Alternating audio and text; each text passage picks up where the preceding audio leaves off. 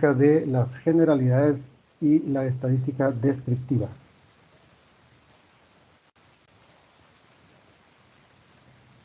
Existen varias palabras que se pueden utilizar dentro del concepto de estadística. Entre ellas está el concepto de probabilidad y también está la estadística inferencial. Y nosotros necesitamos ir entendiendo cómo va a ser esta relación que tienen estas palabras. Y necesitamos ir conociendo también qué significan estas palabras y cómo se utilizan dentro del contexto de la estadística. Definitivamente que uno de los temas más importantes es entender que siempre debe haber alguien que está tratando de investigar algo. Si hay alguien que está tratando de investigar, entonces hay objeto de estudio estadístico. Hay dos conceptos que son muy importantes. El primero es el de población y el otro es el de muestra. La población definitivamente que está orientada a todos los objetos que podrían ser parte del estudio. Pero cuando nosotros no podemos llegar a todos esos objetos, entonces tenemos que acceder a una muestra. Vamos a ver un poco más a fondo cada uno de los conceptos más adelante. Sin embargo, es importante entender cómo se relacionan estos dos conceptos, población y muestra. Si nosotros quisiéramos tener datos verdaderos, entonces tendríamos que orientarnos siempre a la población.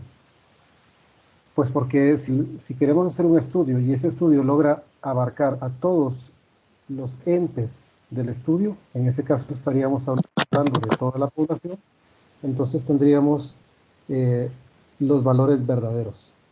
Pero si nosotros no logramos tener acceso a todos los objetos del estudio, entonces tenemos un problema. Y la forma en la que la estadística sugiere que ese problema puede ser resuelto es sacando al menos una muestra. Cuando sacamos una muestra, entonces podemos al menos entender un poco cómo se comporta el fenómeno. Uno de los principales ejemplos lo estamos viendo hoy en día. Quisiéramos saber, por ejemplo, cuántas personas hay recuperadas en el tema de COVID en Guatemala. Pues porque efectivamente estamos en medio de una pandemia. Este dato es un poco difícil de obtener porque no sabemos cuántos están contagiados y están librando la batalla desde su casa. Y por lo tanto, no sabemos cuántos de ellos lograron recuperarse de manera exitosa. Entonces, no tenemos acceso a la población, a lo que está del lado izquierdo. No hay forma de saber cuánto es la población de personas recuperadas. Entonces, ¿qué es lo que se hace? Se saca una muestra. Y con esos datos de la muestra, pues intenta uno entender cómo funciona toda la población. Y esa es la relación que existe entre población y muestra. Definitivamente que si los estudios pudieran ser basados siempre en la población, el concepto de muestra no sería necesario. Pero definitivamente que existen limitantes naturales, entre ellas el espacio, el tiempo, el dinero, recurso humano, recurso tecnológico, etc. Y eso hace que de alguna forma sea prácticamente imposible en algunos casos obtener datos de la población. Quizás uno de los más radicales podría ser hacer un estudio de por qué mueren las ballenas, por ejemplo, o cómo es el crecimiento de las ballenas. Todavía sí sería mucho más difícil, porque ballenas en movimiento en la inmensidad del mar sería prácticamente imposible tener información de toda la población de ballenas en cuanto que van naciendo y cómo van evolucionando conforme pasa el tiempo. Entonces lo que se hace es que se consigue una muestra y que en base a esa muestra uno intenta entender cómo es el comportamiento, el crecimiento de las ballenas.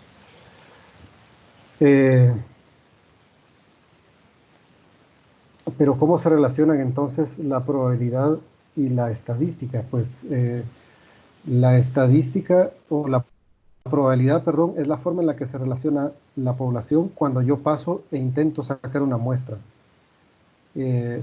Y a eso, ese es este curso, Estadística 1. Yo estoy haciendo una investigación, intento llegar a la población, no lo logro, así es que saco una muestra. Y trato de que sea una buena muestra. Y trato de entender cómo funciona esa muestra. Eso es Estadística 1.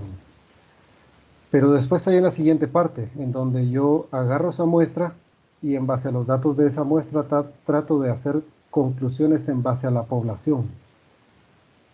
Y eso, arriesgarse a hacer esas conclusiones de pasar de la muestra hacia la población, es estadística inferencial. Eso es el curso 2, estadística 2.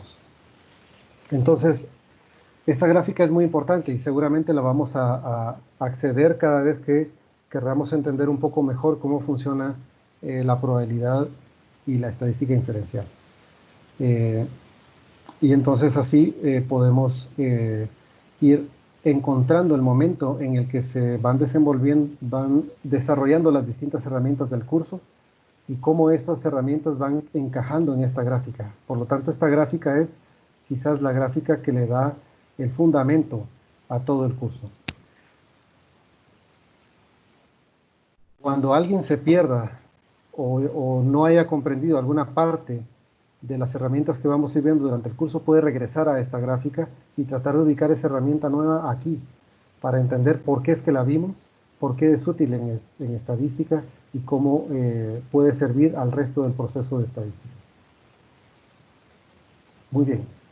El concepto de población, entonces, pues definitivamente, como decíamos antes, tiene que estar arrancada una investigación. Y esa investigación se enfocará en una colección bien definida de objetos. Si esos objetos no están bien definidos, entonces es difícil saber cuáles son. Tenemos que tener totalmente claro de a qué objeto nos estamos refiriendo. Y a eso se le llama población de interés. Y esa población de interés va a tener ciertas características que nos va a permitir analizarla y estudiarla. Entre ellas, la cantidad de objetos que tiene. Pues puede ser que alguien tenga poblaciones infinitas, o poblaciones finitas, o poblaciones de objetos vivientes, o poblaciones de objetos inertes, etc. Pero esa investigación se enfoca a esa colección. Y al hablar de colección, entonces empezamos nosotros a hablar de conjuntos. Por eso es que algunos otros cursos relacionados podrían ser mate discreta, por ejemplo, que ahí se ve teoría de conjuntos y a nosotros nos sirve mucho teoría de conjuntos. Y como ya estamos hablando de conjuntos y hablamos de conjuntos finitos o infinitos, definitivamente que también nos sirven las técnicas de conteo.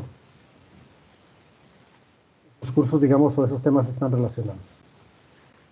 Pero cuando yo logro saber que tengo una población de objetos finitos y los puedo contar todos, a eso se le denomina censo.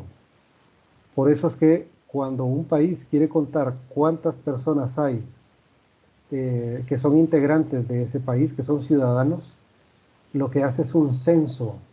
No le llama un simple recuento o un simple conteo, sino que lo que hace es un censo, porque lo que intenta es encontrar y contar a todos los que están vivos y que son ciudadanos de este país. Por eso se le llama censo.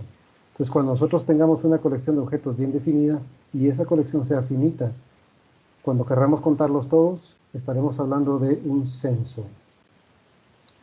Una muestra, por lo tanto, empieza a funcionar cuando tenemos restricciones de tiempo, dinero y otros recursos, como hablamos hace un momento.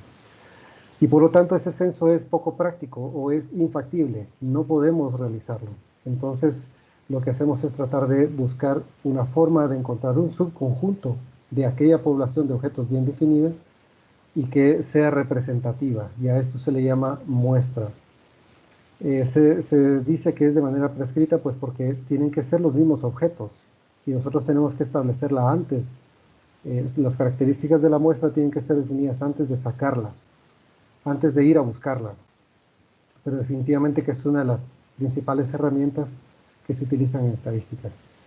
Y hay que velar mucho para que no se confundan cuando yo esté hablando de población y cuando yo esté hablando de muestra.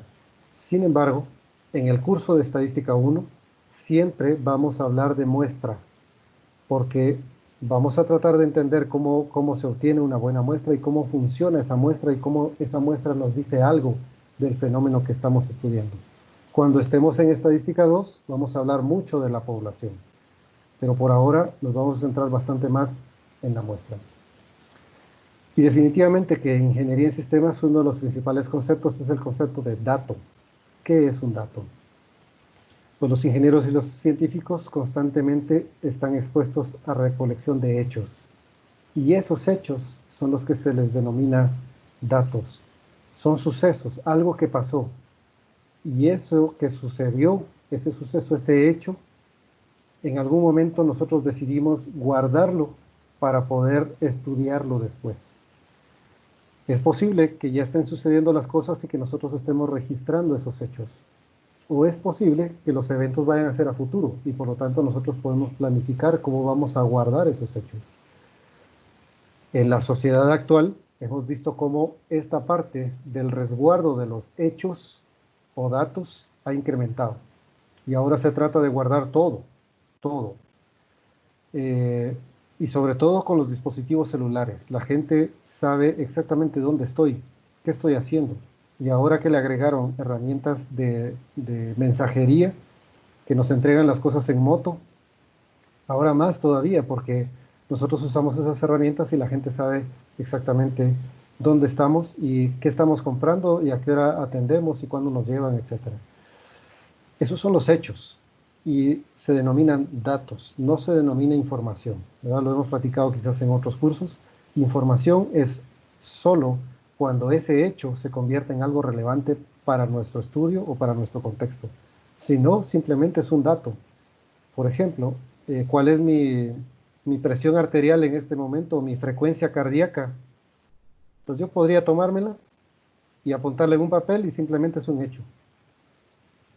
Pero podría no ser relevante porque estoy dando una clase de estadística, no estoy en este momento en una cita clínica o entrando a un hospital y me están tomando mis señales de vida. No, no es relevante, por lo tanto no es información. O por ejemplo, si alguien me preguntara, bueno, ¿cuántos años tiene o cuál es su estatura?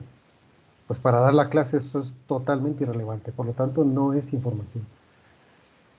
Eh, pero sí son hechos, y esos hechos pueden empezarse a guardar. Hoy, decíamos hace un momento, todo cambió, y por lo tanto se incrementó el registro de todos los hechos, y ese registro de todos los hechos es lo que en algún momento empieza a denominarse Big Data. Pero es Big Data, no es Big Info. ¿Qué significa? Que es un montón de datos o un montón de hechos registrados, pero que no se transforman en información, sino hasta el momento en el que alguien los necesita. Si alguien los necesita, entonces sí se convierten en información. Entonces, herramientas wearables, ¿verdad? Los vestibles, los calzables, digamos, los lentes que tienen chips y ahora me ayudan a hacer cosas, los relojes que me miden diferentes temas, cuántos pasos di, me mide el celular, por dónde me moví, georreferencialmente, etcétera. Todos esos son hechos que no necesariamente se transforman en información, sino hasta el momento en el que alguien los utiliza. Por ejemplo, a mí me llama poderosamente la atención que no se esté utilizando el Big Data generado por los celulares para hacer una detección preventiva de infecciones de COVID. Es que de alguna forma podría ser simple. Si nosotros entendemos los movimientos de la gente y vemos que en su rutina se levanta, se mueve de cierta forma en la casa, de repente sale a trabajar, pero va demostrando ciertos patrones conforme pasan los días, que va siempre a trabajar a los mismos lugares. De repente se encuentra un patrón de que 2 o 3 veces va a algún supermercado o una tienda de abarrotes y compra algo. Eh, y de repente vemos que pasa por una farmacia 1 o 2 veces al mes, pues entenderíamos su patrón de comportamiento. Pero si de repente ese patrón de comportamiento tiene movimientos raros que podrían ser detectados estadísticamente, podríamos convertir todo el Big Data de los celulares en información para prevenir el contagio de virus. Por ejemplo, ya no salió, una persona que ya no salió, que todos los días caminaba 5 o 6 mil pasos y ahora no los está caminando.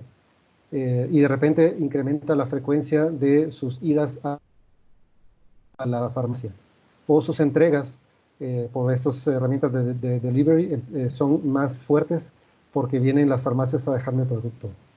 Y de repente la pareja, que también un comportamiento muy similar y que vive en el mismo lugar, es quien y sus llamadas son más prolongadas y de repente tiene 1 o 2 visitas a un lugar de asistencia médica. Y entonces inmediatamente podríamos saber que esa persona ya tiene cierta predisposición y podríamos anticiparle a los demás que no debe de acercarse o no deben moverse, digamos, en estas condiciones. Por supuesto, ya hay la información, ahí sí sería información, pero esa información tendría que ser manejada de otra forma para que no se arriesgue la integridad física de las personas. Bien, Estos serían ejemplos de hechos que se transforman en información. Y la disciplina de la estadística proporciona métodos para organizar y resumir estos datos y sacar conclusiones basadas en información que está contenida en estos datos. Por eso es que en algún momento la gente empieza a hablar de minería de datos. Y es una analogía, decíamos en la clase anterior, de las minas en donde hay materiales preciosos. Pues efectivamente, cuando uno entra a una mina, es un lugar oscuro y un montón de roca y ahí uno a simple vista no encuentra nada. Y así son las bases de datos Big Data o cualquier base de datos. Ahí no hay nada, excepto para el que sepa buscar, excepto para el minero. Y en nuestro caso sería el científico de datos, que agarra esas bases de datos y considera que son una mina, un tesoro de información. Y empieza a meterle herramientas estadísticas de análisis para convertir esa mina, hacer minería de datos. Uno se convierte en el minero, agarra esa y empieza a extraer el material precioso que es la información. Y para eso necesitamos la estadística. Entonces, ¿qué es el dato? Es un hecho.